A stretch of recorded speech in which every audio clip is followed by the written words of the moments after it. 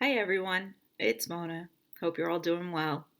For this week's recommendations, I thought I would share with you some titles of books that I find to be inspirational, that show me that I can do anything I set my mind to, that allows me to come up with ways to make things work, and basically empower me to be a better person, to uh, to overcome my challenges and my fears, and to do whatever I have to do to make things work. Times like these, we want to survive. We want to feel good about what we're doing, that we're making a difference. And these stories really inspire me to do more, to make things work with what I have.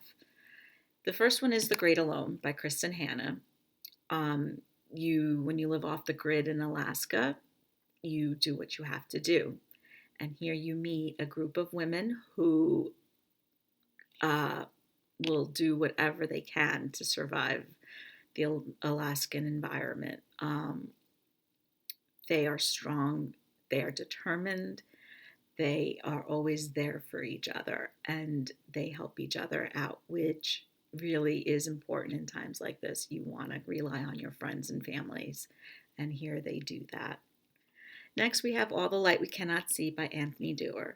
This takes place in World War II France, and you meet a young girl. She's 12.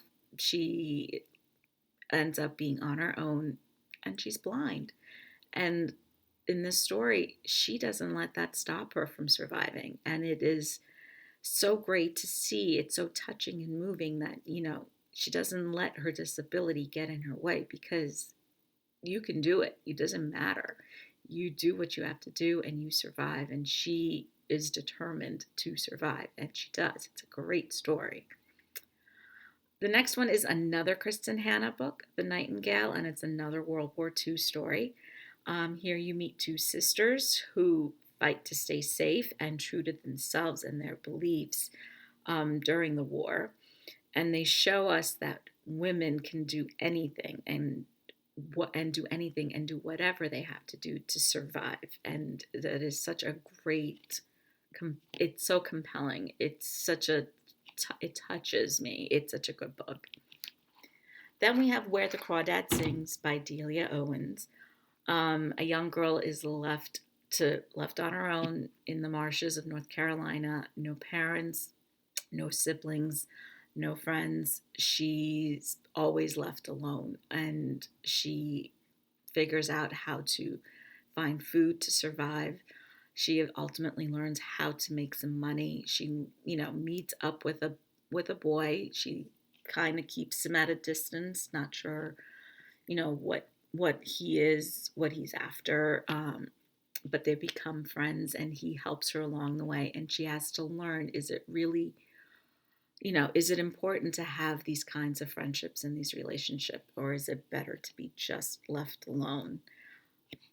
And then finally is a book I just finished, Jojo Moyes' newest, The Giver of Stars. And this book was so good.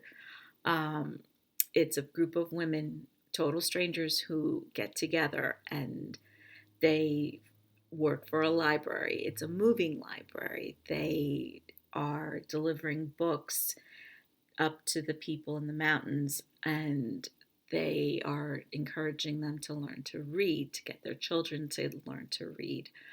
And they become strong supporters of their community, and they become really good friends. They are always looking out for each other. They defend each other. They have each other's backs. Um, they, you know, grow together as women. And it is such a great way to see from start to finish how they've matured and how they grew up and how they form, these lasting relationships. It's such a great book. I think you'll all enjoy it. So these are just some of the titles that I enjoy, that I like, that make me feel like I can do anything I want after I'm done reading it. So I hope you enjoy them as well. They're all available on Libby, so go to the app and download them. And I hope you enjoy them. Take care.